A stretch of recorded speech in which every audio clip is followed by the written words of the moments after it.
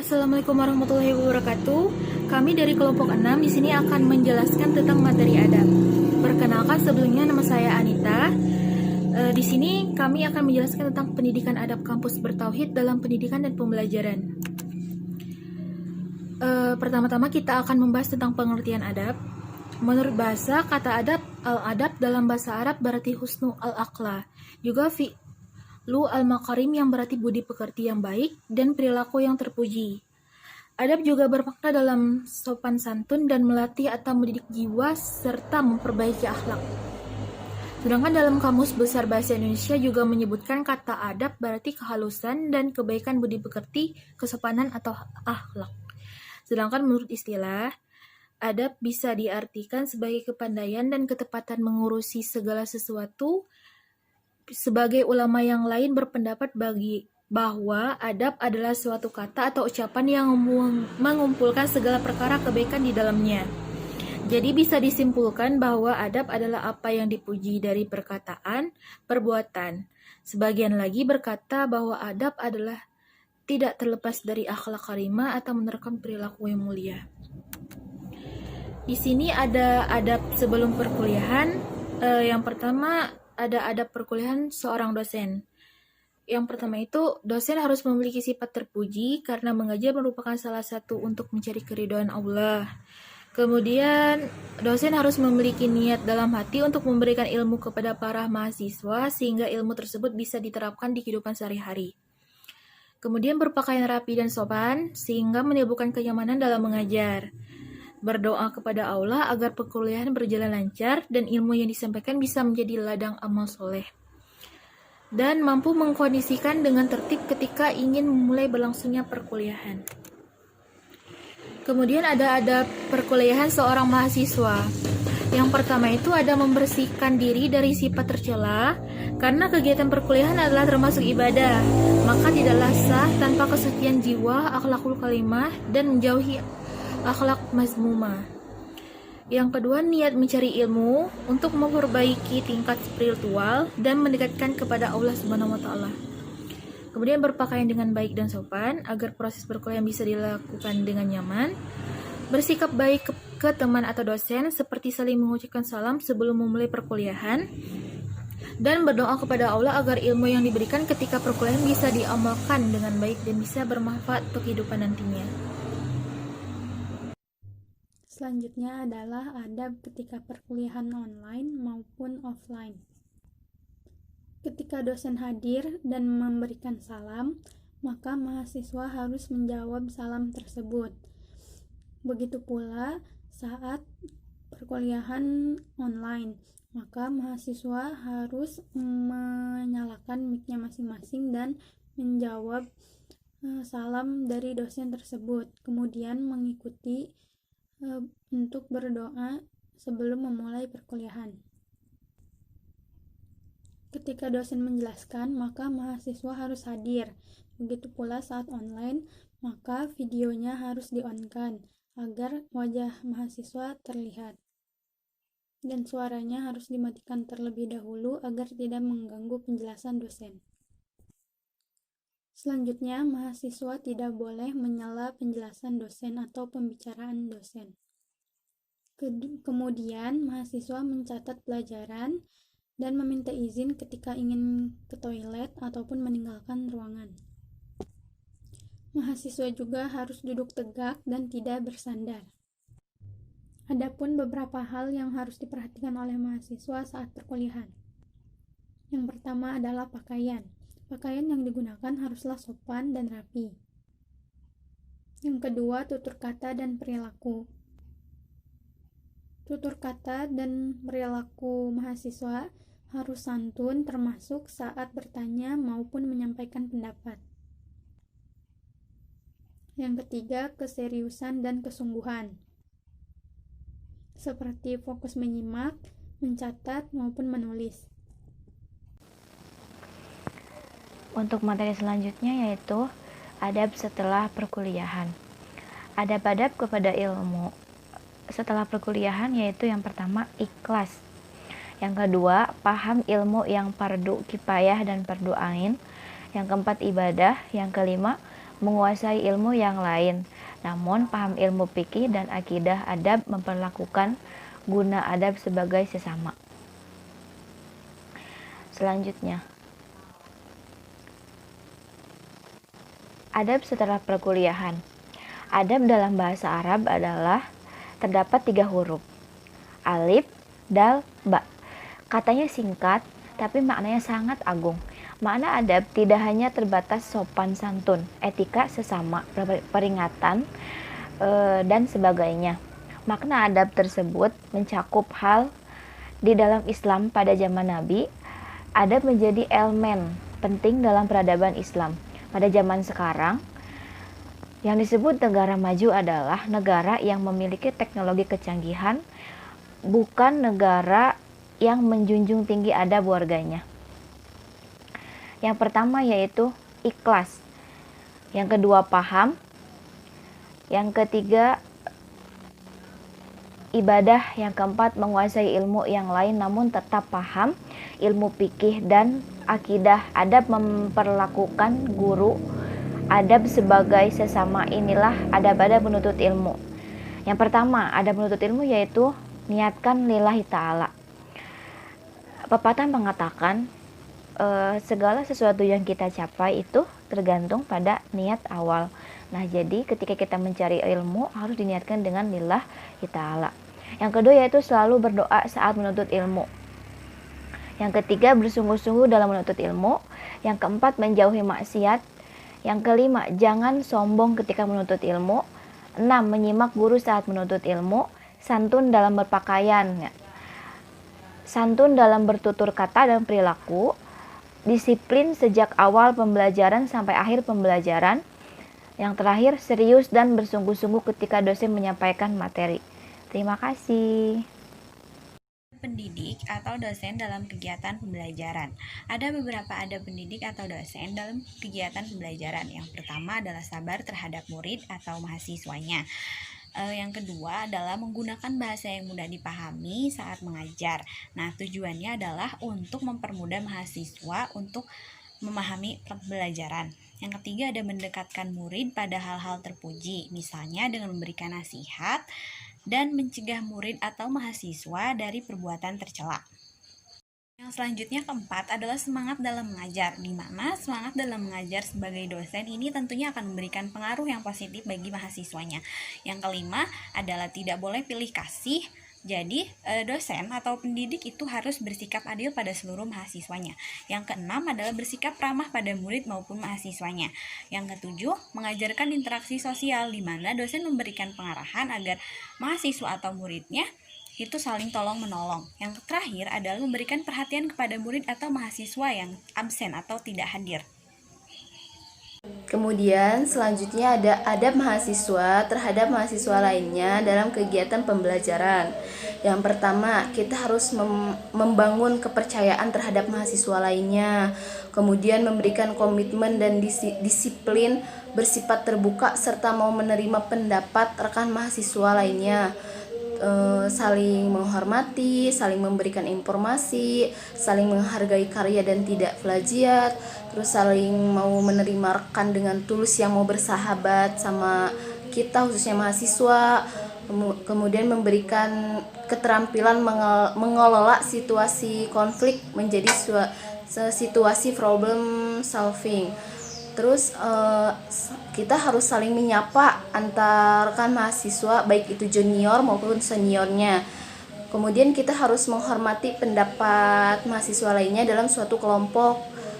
Terus ada juga memberikan komentar secara objektif dan positif. Dan kita tidak boleh memfitnah antara mahasiswa.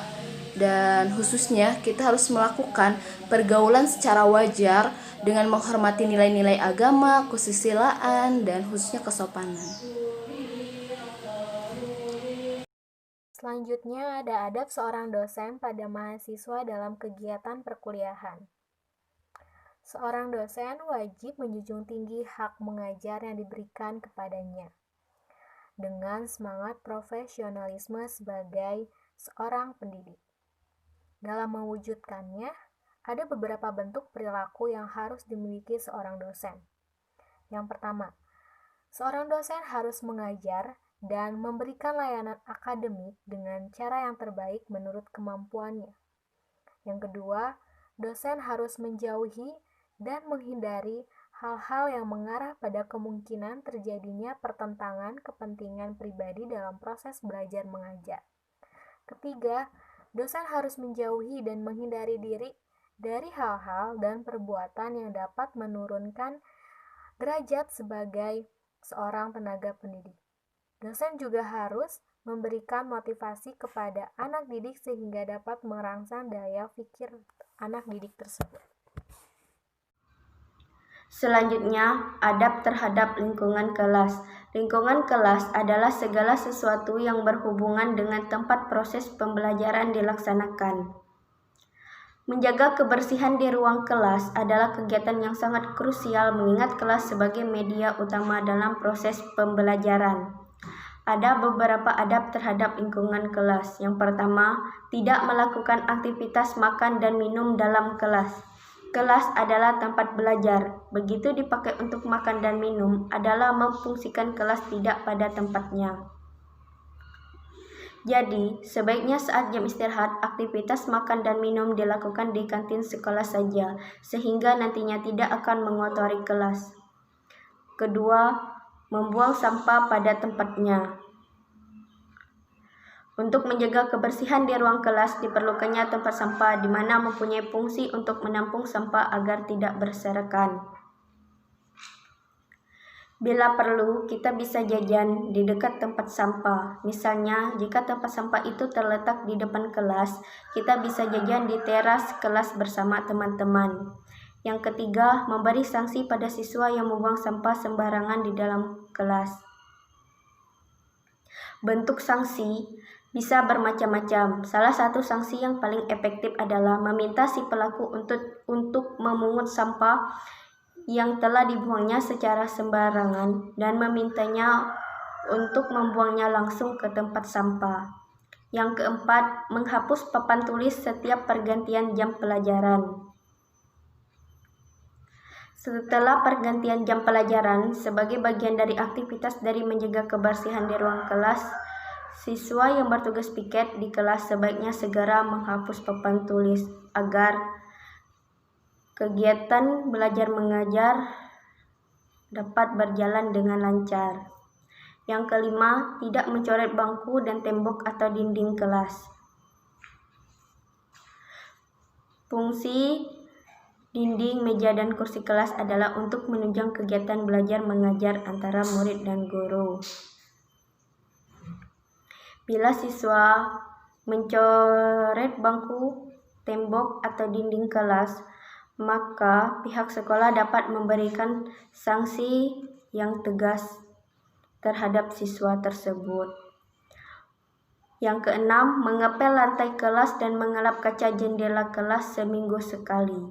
Sebelum mengepel lantai dan mengelap kaca jendela kelas, hal yang harus dilakukan adalah menyapu lantai terlebih dahulu.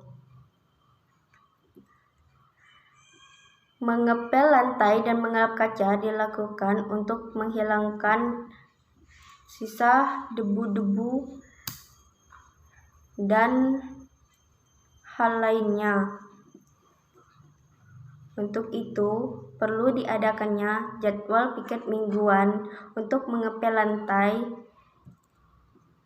dan mengelap kaca agar kelas tetap bersih dan bebas dari kotoran. Selanjutnya ada karakteristik mahasiswa yang ideal dalam kegiatan pembelajaran. Mahasiswa yang ideal layaknya memiliki dan mengemban sifat yang ideal dalam kegiatan pembelajaran.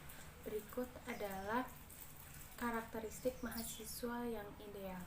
Yang pertama, rajin belajar. Rajin belajar di sini ialah mahasiswa yang rajin mengulang mata pelajaran atau mata kuliah yang telah diajarkan oleh dosen. Yang kedua yaitu inisiatif. Inisiatif di sini maksudnya adalah berkemauan keras untuk mendapatkan ilmu pengetahuan, baik dari dosen maupun dari sumber lain. Yang ketiga, ada menjaga kebersihan. Maksud dari menjaga kebersihan di sini bukan hanya menjaga kebersihan diri sendiri, tetapi juga menjaga kebersihan lingkungan sekitar. Yang keempat, kreatif. Kreatif di sini adalah mahasiswa harus menciptakan hal-hal baru dalam kegiatan pembelajaran. Kemudian, banyak membaca. Mahasiswa wajib meluangkan waktunya untuk rajin membaca di sela-sela kesibukannya. Kemudian, setelah itu ada juga organisatoris. Organisatoris di sini maksudnya mahasiswa tidak hanya berkompeten dalam bidang akademiknya, tetapi mahasiswa juga harus aktif dalam kegiatan organisasi. Selain itu, mahasiswa juga harus bertakwa, gunanya untuk kebahagiaan dunia dan akhirat mahasiswa tersebut. Kemudian disiplin. Disiplin di sini adalah tanda kesuksesan seorang untuk mencapai kesuksesannya di masa depan. Selain itu juga ada idealisme. Idealisme di sini maksudnya adalah mahasiswa harus pandai membagi waktunya, jangan sampai ada waktu yang terbuang sia-sia. Kemudian ada keaktifan. Keaktifan di sini mahasiswa aktif bertanya pada dosen perihal apa yang tidak ia mengerti atau memberi pendapat, sanggahan, dan sebagainya sebagai tanda bahwa mahasiswa itu aktif. Kemudian berpenampilan sederhana. Maksudnya adalah mahasiswa berpenampilan sederhana ialah berpenampilan selayaknya mahasiswa pada umumnya. Kemudian ada juga produktif. Produktif di sini adalah mahasiswa selalu menciptakan hal-hal yang menarik untuk masyarakat dan bisa bermanfaat bagi masyarakat. Kemudian, mahasiswa juga harus sabar dan semangat. Banyak rintangan yang akan mahasiswa hadapi dalam perkuliahan. Mahasiswa harus sabar dan semangat dalam menjalankan rintangan tersebut agar tercapai segala tujuan yang diinginkan. Selanjutnya, tekun, dan yang terakhir cermat. Gunanya agar mahasiswa tidak salah dalam menentukan pilihan ke depannya. Selanjutnya, adab mahasiswa dalam proses pendidikan lainnya. Ada beberapa etika mahasiswa dalam proses pendidikan lainnya seperti dalam mengikuti ujian. Etika mahasiswa dalam mengikuti ujian yang pertama adalah mematuhi tata tertib ujian yang telah ditetapkan. Kita sebagai mahasiswa wajib tahu dan mematuhi tata tertib ujian yang telah ditetapkan.